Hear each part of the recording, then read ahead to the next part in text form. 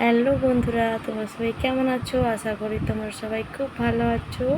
তোমাদের ভালোবাসাতে আমিও খুব ভালো আছি। আজকে একটি মানে খুব সহজ পদ্ধতিতে পনির এবং সাবরের তরকারি রেসিপি নিয়ে চলে এসেছি তোমাদের সামনে। আর দেখতে থাকো, কেউ চলে যেও না। দেখতেই পাচ্ছ, কড়াতে তেল দিয়েছি। কড়ার তেলটা একটু হিট হয়ে গেছে, একটু গরম হয়ে গেছে। তারপরে পনিরগুলো দিয়ে দিয়েছি। পনিরগুলো কত সুন্দর ভাজা হয়ে হয়ে আসছে। একটু একটু হালকা লেগে যাচ্ছে কড়াতে, প্রথম প্রথম পনির তো কড়াতে লেগে যায়, তারপরে ভাজতে ভাজতে ঠিক হয়েছে। দেখো, হালকা হালকা ভাজা হয়ে আসছে। পুরো শেষ ভিডিওটা পুরো তোমরা দেখতে থাকো। পনির ভাজা শেষ, এবার তোমরা দেখতে থাকো। এইটা হচ্ছে শাউর। কেউ বুঝতে পারছো? সবাই ভাবছে পনির, কিন্তু না। ওই যে সবাই চাষ করে না মাঠেতে, বড়ো বড়ো লম্বা লম্বা শাউর, সেই শাউর। পনির শাউর দিয়ে আলু দিয়ে রেসিপি করেছি তোমাদের জন্য। কেমন হয়েছে প্লিজ কমেন্ট করে জানিও, ঠিক আছে? দেখো, শাকটাকে কত সুন্দর নুন মাখিয়ে রেখেছিলাম হালকা করে। শাকটাকে ভেজে নিলাম, ভাজতে কড়াতে দিয়ে দিয়েছি, ঠিক আছে? দেখো, প্রসেস ভিডিওটা কেউ যেও না প্লিজ বন্ধুরা। নতুন বন্ধুদেরকে বলছি, ভিডিওটা যদি ভালো লেগে থাকে প্লিজ কমেন্ট করবে এবং সাবস্ক্রাইব করবে এবং এই ছোট্ট বোনটির পাশে থাকবে। দেখো কত সুন্দর শাকগুলো ভাজা হয়ে গেছে। পুরো ভিডিওটা দেখতে থাকো, তারপরেই বুঝবে রান্নাটা কত সুন্দর হয়েছে বন্ধুরা। শাকটা ভাজা ভাজা হয়ে আসছে। দেখো, এবার নামিয়ে নেব। কত সুন্দর হয়েছে না? শাকটা ভাজা ভাজা লাল লাল হয়ে গেছে, পনিরের মতো কিছু। কত সুন্দর হয়েছে। দেখো, এবার দেখো শাওর আর পনির। কেউ বুঝতে পারছো কোনটা পনির কোনটা শাওর? কত সুন্দর, দেখো, কেউ বুঝতে পারবে না। শাওর পনির কত সুন্দর লাগে খেতে। তোমরা বাড়িতে রেঁধে খাবে, দেখে ভালো লাগবে। এই দেখো, কাঁচা আলুটাকে আজকে আলু সেদ্ধ করিনি, আলুটাকে নুন মাখিয়ে একটু তেলে কষে নেবো হালকা করে, ঠিক আছে? দেখতে থাকো পুরো ভিডিওটা, কেউ যেও না বন্ধুরা, পুরো ভিডিওটা দেখতে থাকো। আলুকে এপাশ ওপাশ করে নাড়াচাড়া করে নেব। বারবার বলছি নতুন বন্ধুদেরকে, যদি আমার ভিডিওগুলো তোমরা দেখে থাকো তাহলে লাইক কমেন্ট করবে এবং তোমাদের ছোট্ট পরিবারে আমাকে সদস্য করে নিও। দেখো, আলুগুলো কত সুন্দর ভাজা ভাজা হয়ে আসছে,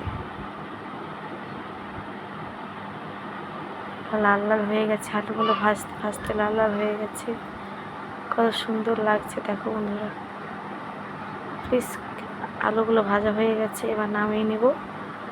আর তরকারি আলু বেশি কড়া করে ভাজলে তো জানো ভালোই লাগে না, হালকা করে ভেজেছি। আমি কেমন পদ্ধতিতে রান্না করলাম প্রথম থেকে, তোমরা প্লিজ দেখতে থাকো। আর রান্নাটা যদি ভালো লেগে থাকে তাহলে তোমাদের বাড়িতেও রান্না করে খেতে পারো। এবার দেখো, কড়াটা ভালো করে ধুয়ে নিয়েছি। এবার যে তেল গরম হয়ে গেছে, দুটো তেজপাতা, দুটো শুকনো লঙ্কা দিয়ে দিয়েছি কড়াতে। একটু লাল লাল হয়ে গেলে দুটো জিনিস, তারপরে দেখো কড়াতে খিরে টমেটো কুচি দেবো। আমাদের নিরামিষ রান্না হলে প্রথমেই আগে টমেটো কুচি দিই। অনেকে দেখি আদা বাটা দেয়, কিন্তু আমরা আদা বাটা দিই না, টমেটো কুচি দিই। কেন? আদা বাটা দিলে কড়াতে লেগে যায়। ঠিক বলেছি তো? আদা বাটা দিলে কড়াতে লেগে যায়, তাই জন্য আমরা প্রথমে টমেটো কুচি দিলাম। টমেটো কুচি একটু একটু হালকা হালকা নরম হয়ে গেলে একটু তারপরে আদা বাটা দেবো। দেখো, নরম হয়ে গেছে কত সুন্দর। এবার আদা বাটা দিয়ে দিয়েছি।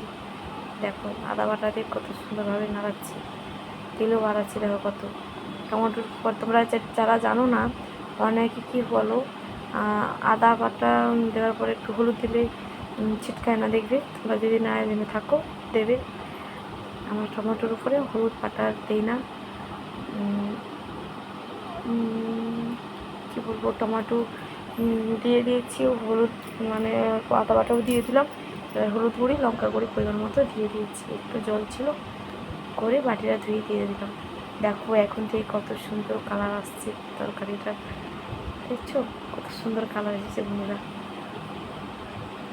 তোমরা একবার বাড়িতে পনির এবং শাউর রেঁধে খাবে, কেমন হয়েছে। ভালো শাউর নেবে, যেন শাউর আবার কি, প্রথমের দিকে যে নরম অংশটা হয় না, ওর পিছনের দিকটা নেবে না, মাথার দিকটা নেবে, দারুণ হয় খেতে। নরম পাঁচটা। দেখো কত সুন্দর তেল ছেড়ে দিয়েছে বন্ধুরা, কালারও এসেছে কত সুন্দর। এবার কাজু বাদাম বাটা দিয়ে দিলাম কড়াইতে। পনিরের তরকারিতে এটা ভালোভাবে নাড়াবো।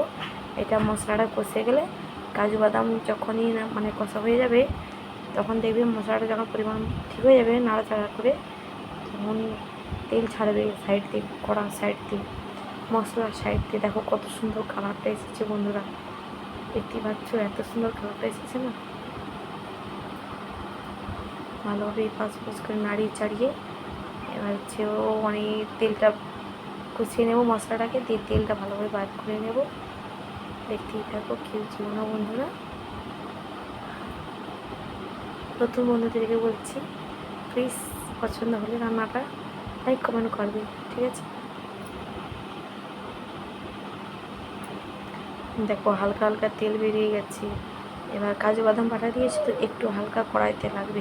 আসলে আমি একা একা রান্না করছি এবং হাতে ক্যামেরা ধরে রাখছি, তো তাই একটু মানে লেগে যাচ্ছে, কিছু করার নেই, কী করবো বলো। কত সুন্দর কালার। এবার মশলাটা কষানো হয়ে গেছে, তেল বাড়িয়ে গেছে। এবার সার পনির আলু সব একসাথে দিয়ে দেবো, দিয়ে ভালোভাবে কষাবো। দেখো কতক্ষণ কষাবো, অনেকক্ষণ কষাবো বন্ধুরা, দেখতে থাকবো। যে কোনো সবজি মশলা দিয়ে ভালো করে কষালে ভালো লাগে, টেস্ট লাগে রান্নাটা, ঠিক আছে? রান্নাটা কেমন হয়েছে প্লিজ তোমরা বলবে। এখন কষানো হয়ে গেছে, কত সুন্দর তেল বেরিয়ে গেছে। দেখো বন্ধুরা কত সুন্দর, মানে মানে সাউর পনির এবং আলুর মানে সবজিতে কত সুন্দর মশলাটা গায়ে গায়ে লেগে গেছে, বেশ সুন্দর হয়ে গেছে তরকারিটা। এবার জল ঢালবো, ঠিক আছে? দেখতে থাকো পুরো ভিডিওটা। আর মানে রান্নার পরে তো কথা দিয়েছি, ঠিকঠাক কথা হচ্ছে না বুঝতে পারছি, কেউ কিছু মনে করো না প্লিজ বন্ধুরা। প্লিজ এই ছোট্ট পনির ভাজি দেখো, পুরো ভিডিওটা পুরো শেষ পর্যন্ত দেখো, কেউ স্কিপ করে যেও না।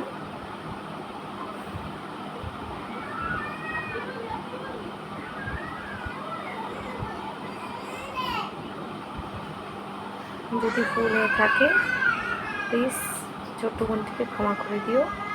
দেখো তরকারিটা ফুটছে,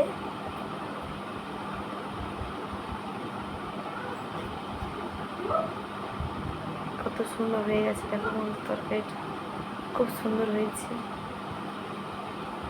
দেখো এই দেখো কালারটা কত সুন্দর এসেছে, ভালো এসেছে না?